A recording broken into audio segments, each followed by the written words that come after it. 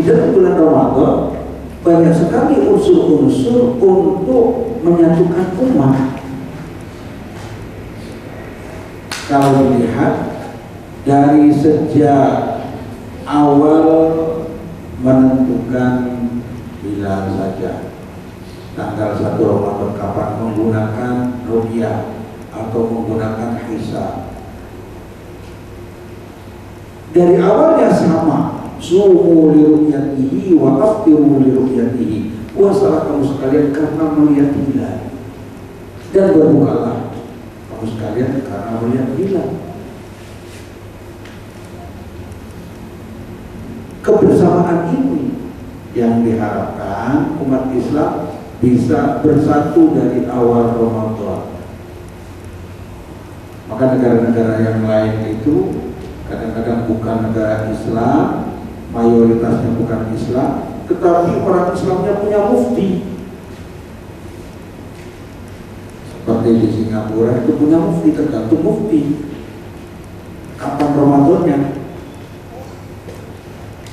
Seperti di Malaysia itu tergantung mufti. Kalau kata mufti hari Senin, nggak ada yang berani melawan, bisa dipenjara yang melawan. Karena ingin yang persatuan. Oleh sebab itu pentingnya seorang mufti. Ya, di Mesir, di mana, di negara Arab tergantung muftinya itu. Dari Indonesia, Majelis Ulama Indonesia ini belum diangkat sebagai atau sejajar dengan mufti. Dan apabila yang dimuliakan Allah. Awalnya ketika Ramadan pun diharapkan kita ini menjadi pemersatu. Ketika di Ramadan ada amalan-amalan yang akan menjadikan kita itu menjadi orang yang senantiasa bersatu dengan umat.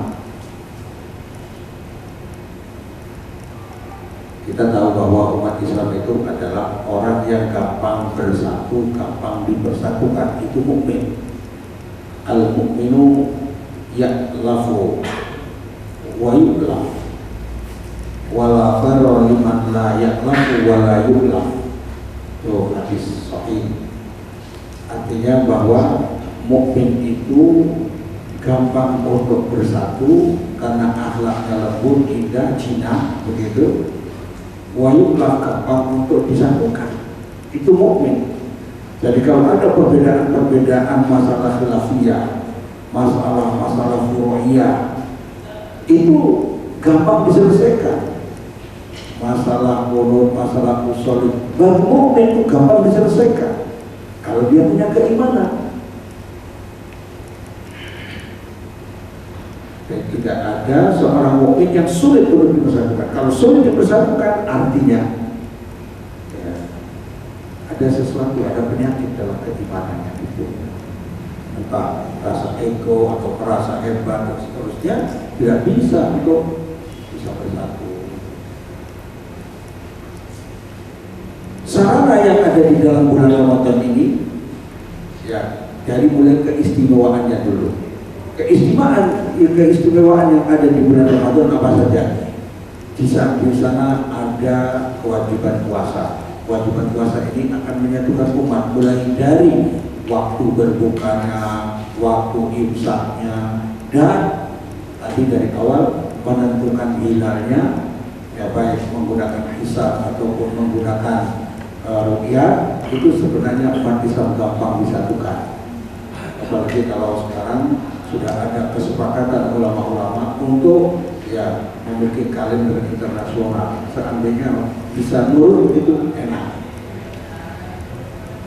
Yang kedua, orang yang berpuasa ini ternyata menjadi orang yang lembut, jauh dari kemaksiatan. Semakin jauh dari kemaksiatan, orang itu gampang dipersatukan, gampang untuk berukhuwah. Kemudian di bulan Ramadan diturunkannya juga Al-Quran. Al-Quran Karim diturunkan di bulan Ramadan. Memang ini bulan yang istimewa. Keistimewaan satu bulan karena kejadian-kejadiannya. Ya, ada puasa, ada diturunkannya Al-Quran, ada Lailatul Qadar, akan dilipat gandakannya pahala dan seterusnya. Itu biasanya kebesaran suatu bulan karena kejadian-kejadian itu.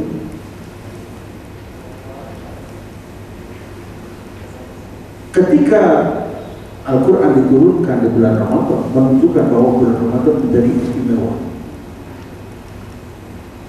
Para ulama pun memberi komentar bahwa di bulan Ramadan tidak ada suatu amalan yang lebih afdol dari puasa selain nanti setelah puasa itu tilawatul Quran. Sehingga para ulama itu sering mengganti aktivitas-aktivitas yang lain dengan tilawatul Quran. Maka bagus sekali kalau kita punya target tertentu. Dan kalau umat ini menyatu untuk banyak mempelajari Al-Quran, tilawatul Quran, akan dilembutkan hatinya untuk bisa melakukan persatuan. Tadi menjadi ya'lafu wa yu'laf. Jadi orang yang gampang untuk dipersatukan. Itu turunan Al-Quran di bulan Ramadan. Keistimewaan lain yang membuat kita ini akan lebih gampang bersatu adalah adanya kesamaan waktu ya, dalam berbuka, acara-acara berbuka bersama di beberapa masjid yang nggak kenal jadi kenal, yang berbeda mazhabnya menyatu, berbeda ormasnya menyatu, boleh jadi ada yang berbeda pakaian juga menyatu ketika berbuka puasa. Acara seperti itu lazim dilakukan di mana-mana sehingga Ramadan ini lebih dekat untuk lebih bersatu. Seandainya kondisi seperti ini terus sampai setelah Ramadan sangat indah. Ya, kebersamaan itu terus dilanjutkan. Bagus kalau setelah bulan Ramadan ada buka bersama setiap Senin atau setiap Kamis, itu dalam kerangka untuk itu. Seperti di Masjidil Haram, di Masjid Nabawi, setiap Senin, setiap Kamis sore itu selalu buka bersama itu. Yang nggak puasa saja ikut makan itu kadang-kadang. Itu indahnya. Bisa membuat sebuah sarana untuk lebih dekat. Ikhwan dan akhwat, di bulan Ramadan, karena ini syahrul iman dan yang namanya ukhuwah dan persatuan itu tergantung kepada keimanan. Ini syahrul iman. Imannya orang-orang yang sedang berpuasa, imannya orang-orang di bulan Ramadan itu naik. Kalau tadi hubungan antara iman dan ukhuwah adalah hubungan yang sesuatu yang keharusan. Kalau mungkin mesti berukhuwah. Kalau orang yang berukhuwah harus dilandasi oleh keimanan. Oleh sebab itu, sarana-sarana seperti sarana ampunan di dalam bulan Ramadan ada minimal 3 sarana ampunan yang dinyatakan Rasulullah SAW yang tidak ada di bulan yang lain.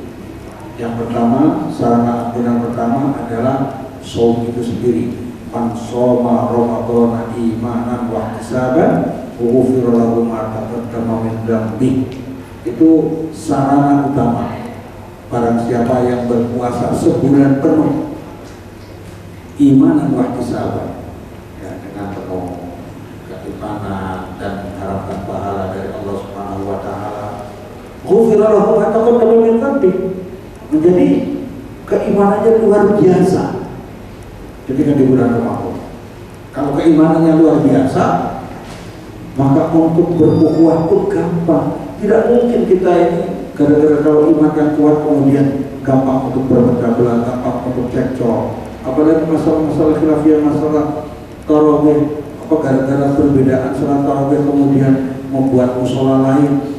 Alhamdulillah tidak akan terjadi sebenarnya kalau memahami ukhuwah ini dan kaitannya dengan Ramadan.